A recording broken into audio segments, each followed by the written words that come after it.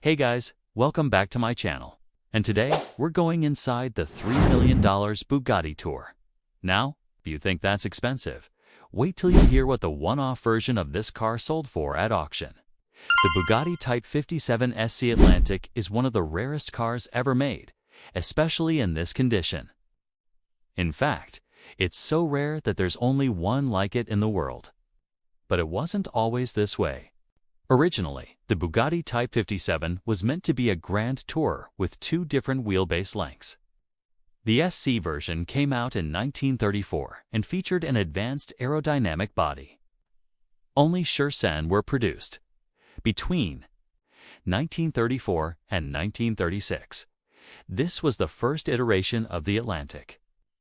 Then, after World War II, Bugatti made 4 more Atlantics, but they had a longer wheelbase and were technically known as the Type 101.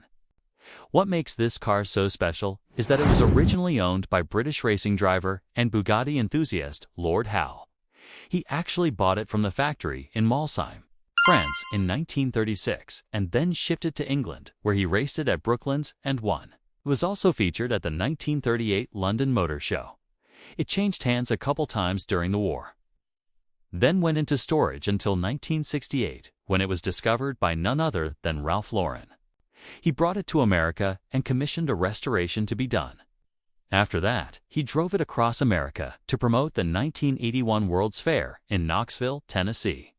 It's been featured in countless magazines since then. Let's take a quick look around the exterior, because there are some interesting details here.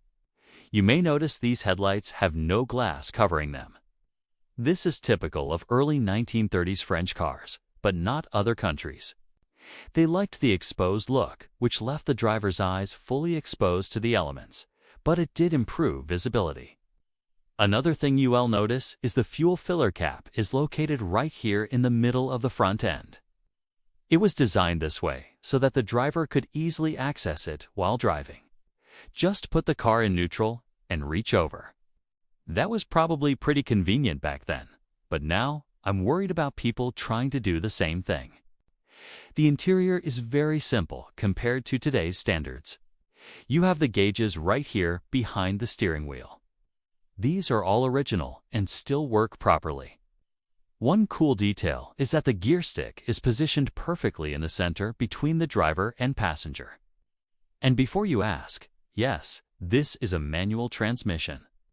To the left of the gear stick is the handbrake, and above it is a spare tire.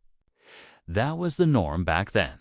If you didn't have enough room in the trunk, you just put the spare up here.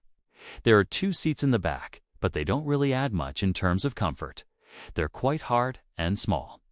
But hey, they can fit 2 people back here if you need them to. I gotta say, this car feels very spacious inside. It has a lot of headroom and even legroom for a car from the 1930s. These days, you don't see many cars with functioning windows either, so this is a nice feature to have. The windows go up and down with the help of vacuum suction.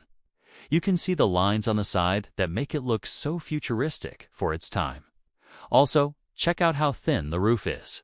This is definitely a lightweight car, but it isn't considered a sports car. It weighs about 4,000 pounds. So it's still heavier than most modern-day sports cars. It has a 6.8-liter inline-8 engine that produces about 200 horsepower. So it's fast, but again, not by today's standards. This car can only go about 80 miles per hour, okay? So would I buy this car? Absolutely not. Doesn't matter how much money I win in the lottery. This is way too much money for a car that can barely go over 80 miles per hour. I can think of many things I'd rather spend $3 million on. Maybe you feel the same way, or maybe you want this car. Either way, let me know in the comments. Would you pay $3 million for this car?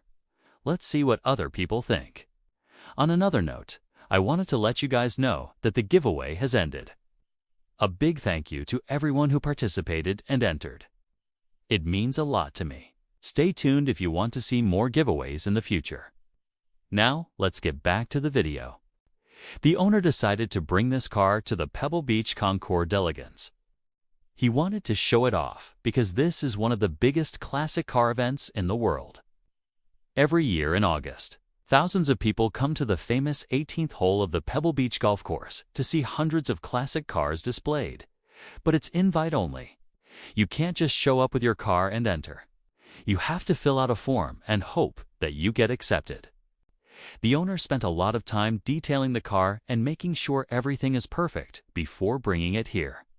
The gloss black paint looks amazing, and the red accents really pop. Chrome bumpers look shiny and new, and the wheels are absolutely spotless. A lot of work goes into maintaining a car like this. You can tell the owner takes very good care of his vehicle.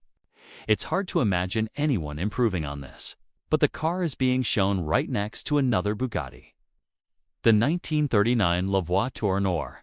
This is one of the last models produced before World War II, and it costs almost $11 million. So both of these are extremely rare and expensive. But honestly, I don't see the difference. They both look like old cars to me. I guess this one just has more chrome. I'm not really a fan of classic cars. I know a lot of you are, so I'll let you guys discuss this in the comments. Why are these cars so expensive? Do you like them? And which one would you rather have? After looking at these two expensive cars, I realized something.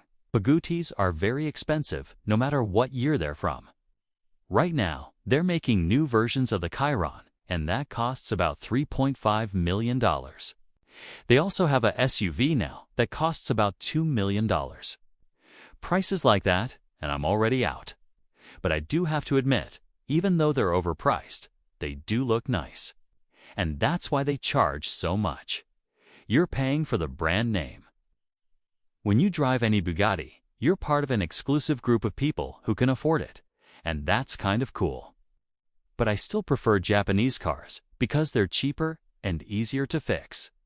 Most people will never own a Bugatti because they're just too expensive, and that's okay. But there are some people out there who can afford it, and they want to buy it because they love cars, and I admire that. As far as this particular car goes, it's worth every penny to the owner. He loves it. And that's all that matters. But I'm curious to know what you think. Leave a comment below and let me know. Do you agree that this car is worth $3 million? If you haven't watched my previous videos, feel free to click one of these, and I'll see you in the next video. Thanks for watching.